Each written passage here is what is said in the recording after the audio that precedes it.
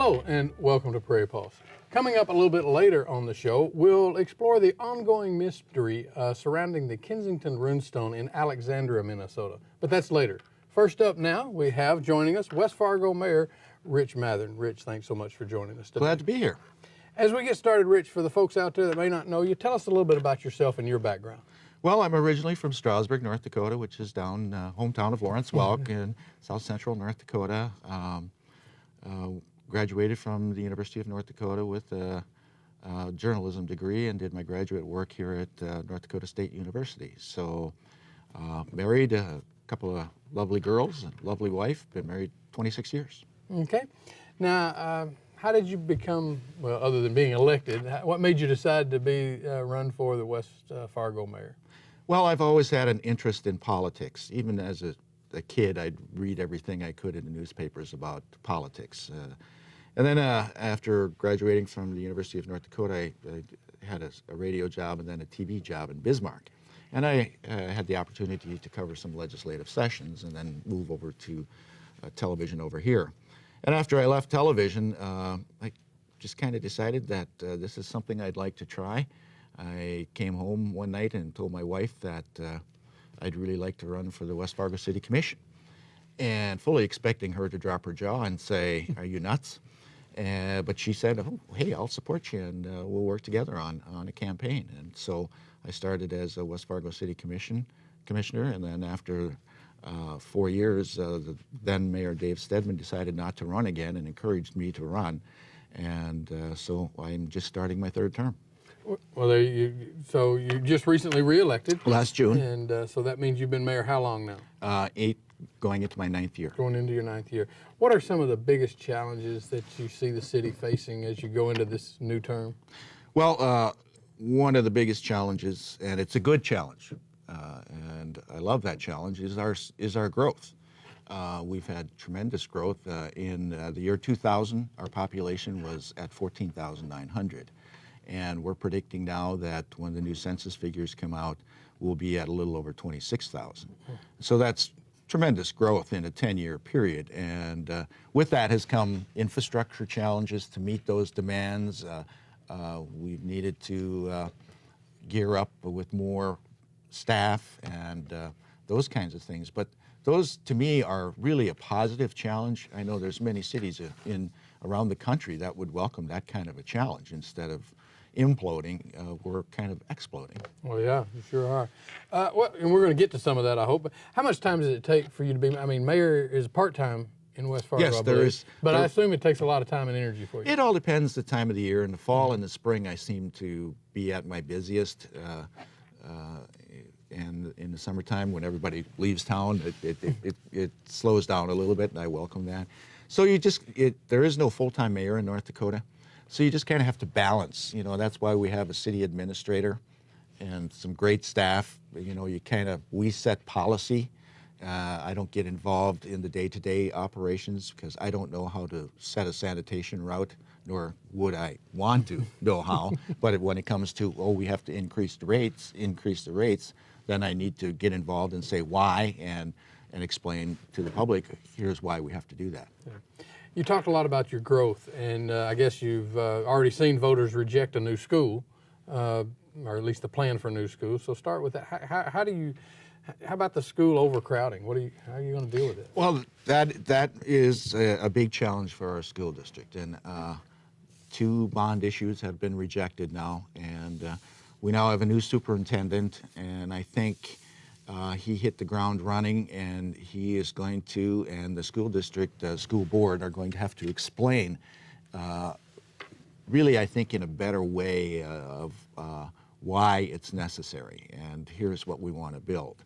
And I have a positive feeling with the new school administration that the next vote will be a positive one. Now, can you even pinpoint, or why West Fargo is growing so rapidly and why people want to live there? Well, one of the big reasons, of course, is our Cheyenne diversion.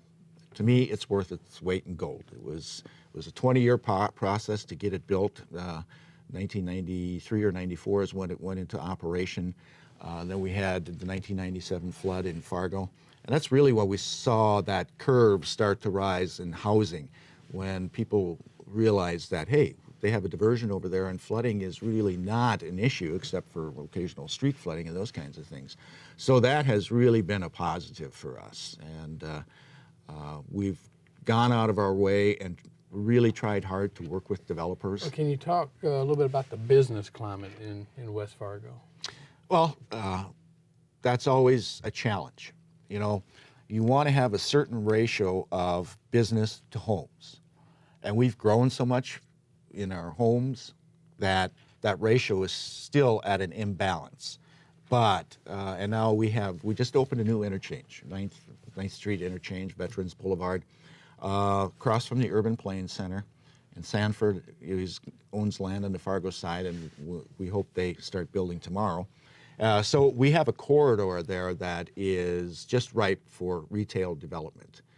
But on the other hand, the big box people in some of those, because of the national economy, are really right now kind of in a pause mode, but I think that'll turn around. We're in negotiations with several companies, and hopefully something will break soon. But we have tremendous opportunities for some retail development. Yeah, and with that, I mean, how much land is available, I guess, well, let me back up a little bit, because such a big housing growth, obviously with population, I guess you would have, but so where are you expanding? I know south of I-94 seems to be growing by leaps and bounds. We've had, most of it is, the open land is south of the interstate. There is some to the north, but predictions are the land that we have available now, we're at about 26,000. If we were to develop and fill all the land that we have available right now, our population would be somewhere around 42 to 45,000. So we have a lot of land. We can almost double our size with what we have available right now. And that's not counting what may happen in the future. Well, and well, there you go. You talked about the land available now, but there are some issues, I guess, understand with the city of Fargo about the land expansion. Who controls what sections of land? Is that true? Well, that annexation battle took place a number of years ago now, and I think we have that all settled now, and so I'm really not concerned about that as much. If we were, there's talk of the Fargo diversion, Fargo-Moorhead diversion in the North Dakota side. One of those issues is where would that diversion go? Right now, on the other side, on the west side of our Cheyenne diversion, it's lower on that side, and water sometimes flows on that way. So that's really not very easily developed.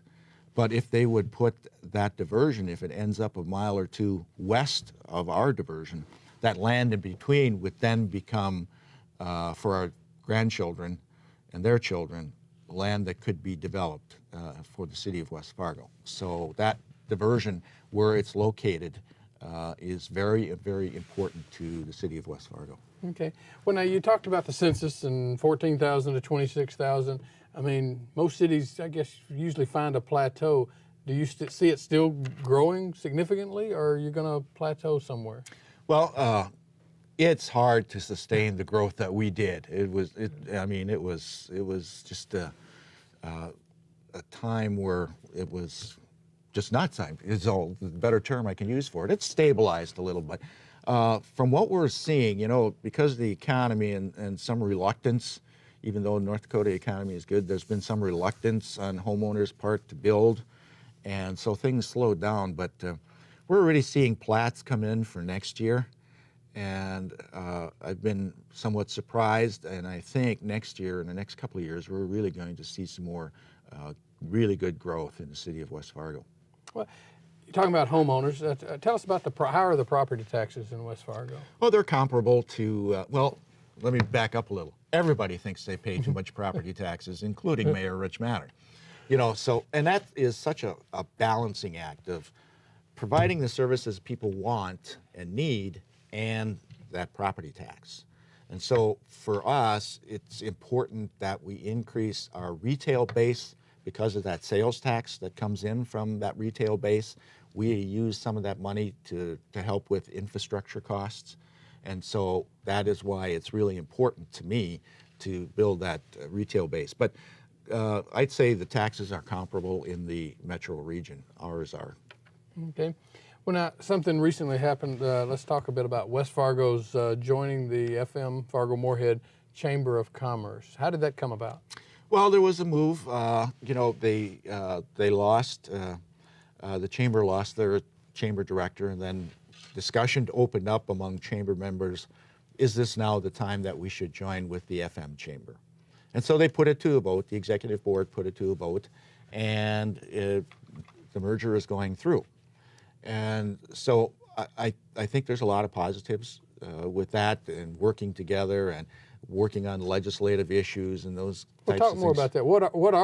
What are the real benefits? And we're gonna play devil's advocate. I'm gonna ask you the downside, but what are the real benefits then? Well, I think they have, the larger they are, the bigger voice they have with legislators and trying to influence legislative proposals, and with a larger group, you can also bring in more training and educational things for chamber members. And so I think that is, there will be a lot of positives in doing that. Some have suggested that some of the smaller businesses can't afford the increased membership cost, but I don't know that for sure. Sure. Now, what about the downside to being Well, a the- metro the- chamber? The downside for us is that the chamber sponsors every year the Westfest Parade, and it's a huge draw. It brings in thousands and thousands of people for a day of activities, big, huge parade, and so the chamber won't be doing that anymore. So I know that the demand is there to keep that going, but can we find a group to do it?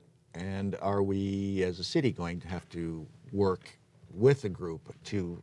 We already worked with the chamber, but so that is going to be a big challenge for us. I'm confident that the Westfest Parade will keep going, but right now it's troublesome to me how we're going to do that. Well, I mean, as I moved here 7 years ago or so, and to have the state lines with Fargo-Moorhead was interesting, and now you've got West Fargo. What'd you say? The first largest and fifth largest cities Next to each other. next to each other, and now combining it with a metro chamber. So it's a unique situation, I would Right. think. Yeah, it is. It is, and I think not just Fargo and West Fargo, but Moorhead and Dilworth. I think the whole metro region. A lot of people talk about doing things together and combining and those kinds of things. The fact is, the police departments work together, the sheriff's department, the fire department. There's a lot of that already going on that people don't realize, and they should take a look at it, because there already are a lot of SWAT teams together, and there are a lot of efficiencies already being created. And dispatch center, that's all one dispatch center now. So we have created a lot of efficiencies through the years by working together. Yeah. Well, go back to businesses a little bit. Is attracting businesses to West Fargo becoming easier than it used to be? I think so. At one point, West Fargo was built on meat packing, and it was a very blue collar type of city. And I freely admit, years ago, had a kind of a rough and tumble type of, people saw it that way, And now it is completely turned around. It is mainly a white collar city, has some gorgeous neighborhoods. And so that has attracted a lot of business because of that switchover. For example, there used to be a couple of miles between the Fargo and West Fargo border. And you look at it now, you can't tell the difference really, except for the sign that says you're either coming into Fargo or coming into West Fargo. That's how the growth has been. So, but it's always a challenge to continue to, especially in this economic climate around the country, attracting businesses here. And, the one thing we stress a lot is expanding our current businesses, because really that's your bread and butter, is getting them to expand, in my mind. That's where the big expansions are going to come. And I love going to, I went to one last week again where a company expanded and spruced up their building, and those are great to see. Well, and you said it. I mean, when people come from out of town and go out to the West Fargo, West Acres, where you really sort of don't know sometimes where you are. Do you find that as any issues at all? No, not at all. I think we work, we have some, Veterans Boulevard, the new Veteran Boulevard is a perfect example of, on one side it's Fargo, the other side is West Fargo. Okay, who's going to build the road? And working together with Fargo to get things done. And again, I want to stress that the two cities cooperate much more than people think, much more. Yeah. What do you like best about being the mayor of West Fargo? Oh, some of the things I love working with people. An outgoing person, was a reporter for a long time, many years. I like working with people. Some of the things you get to do, there's some challenges that, there's some issues you have to face that, people are yelling at you. People don't call you up to say, thank you. Those are rare. It's usually, I got this problem. But there's been just the people you get to meet, the things you get to do. Like last couple of weeks ago, I was invited to Washington to testify about the Devil's Lake outlet and how that will affect West Fargo, the downstream interests. Last summer, I got to race the other mayors in a car race out at the fairgrounds, and so there's just all kinds of unique. You're sitting there talking to your congressional delegation or the governor, or you're talking to somebody at the gas station that is interested in, here's a cup of coffee, now let's talk. And that's just been, it's really been fun to me. Now, Matt Oline, one of our producers here. Oh, sure. He wants to know, are you going to continue to try to be the mayor of West Fargo, seek another term? Ask me in 4 years. All right, we'll do that. Finally, if more folks want more information about West Fargo, where's the best place to go? www.westfargo.nd.org. All right. Rich, thanks so much for joining us. Hey, thank you for having me. Stay tuned for more.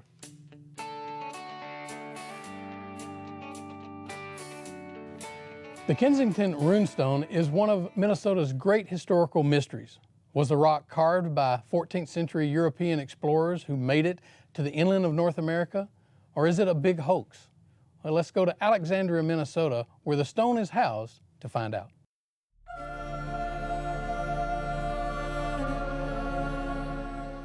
I came to the conclusion that it was a fake.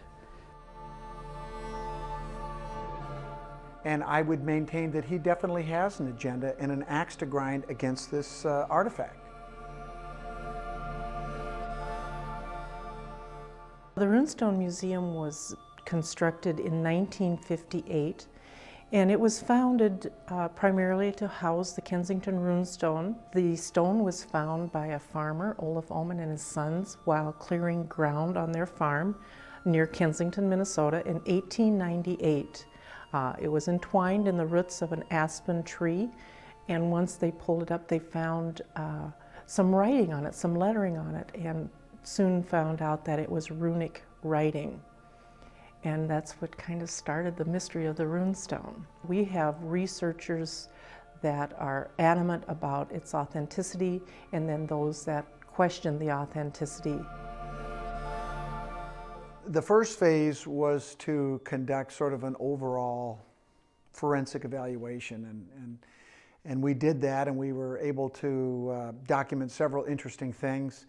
And then there was a second phase that happened a couple years later where I conducted a tombstone study where I looked at the weathering of tombstones in Maine and that had similar mineralogy and a comparable weathering environment, which of course I think a cemetery is about as close as you're ever going to come to the environment that the stone was in.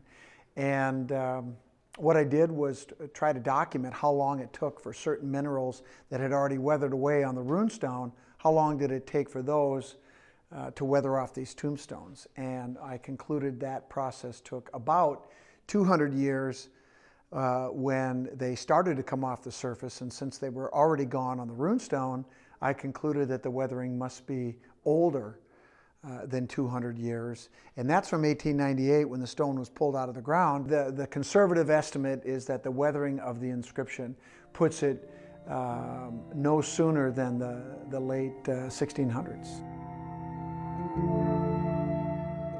I don't believe it because when we look at the claims that Walter makes, we're not talking about the age of the stone. We're talking about the age of the actual grooves that form the runes. They were chipped out.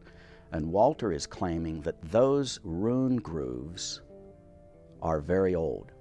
Now, in order to show that, he looked at those rune grooves and they all looked fresh. Well, the claim is that the rune grooves were all cleaned out after the rune stone was discovered because they had dirt in them. So they were scraped out and all the rune grooves were freshened. So the rune grooves aren't old. They look fresh, except for some tiny chips on the surfaces of the grooves that look weathered. Well, here's a couple of problems with those claims, in my opinion. A couple of problems. One is, first of all, you're admitting that the rune grooves don't look old. Second, the fact that the surfaces of the rune grooves might look old simply says that, you know, those small chips off the surface of the rune grooves, or I should say off the upper portion of the rune grooves, may simply be the weathered cortex of the rock. Here's another problem that I have with Mr. Walter's mineral analysis.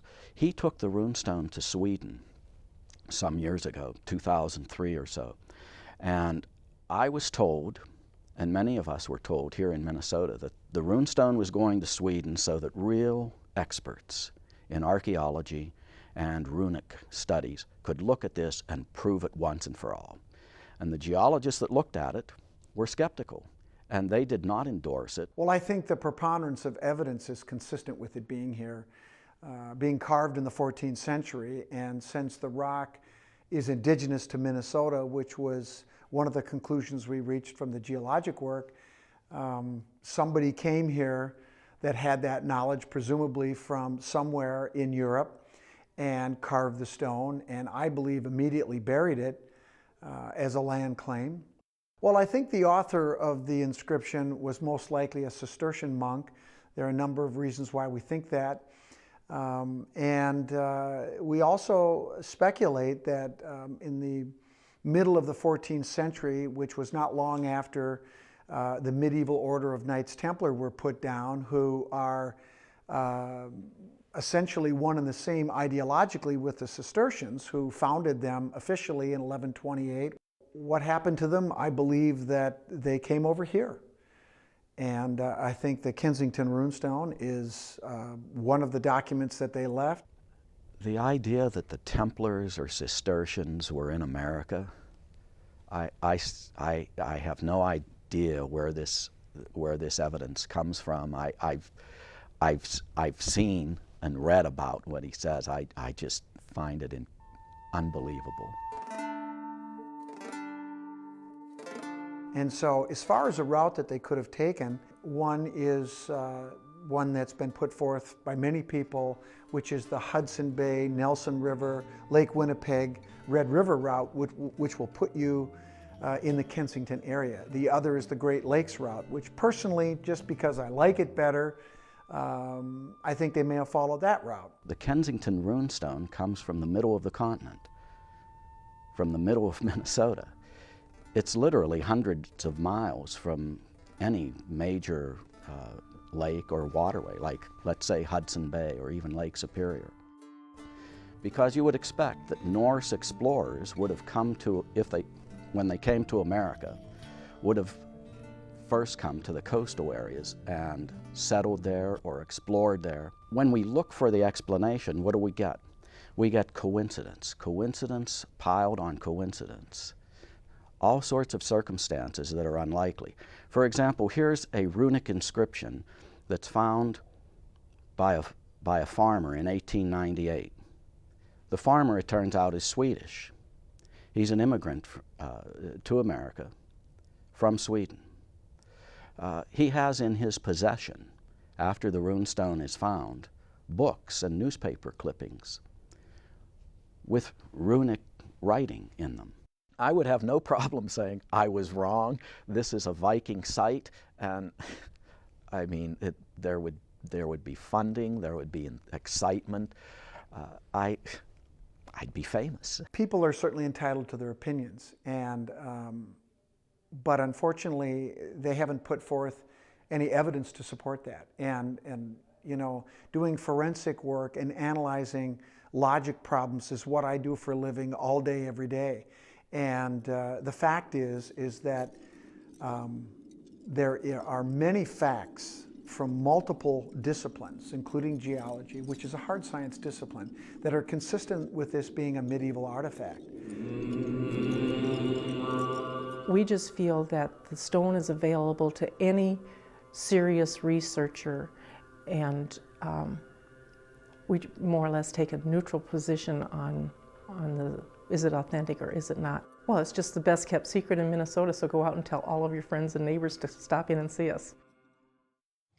Well, that's all we have on Prairie Pulse for this week. And as always, thanks for watching.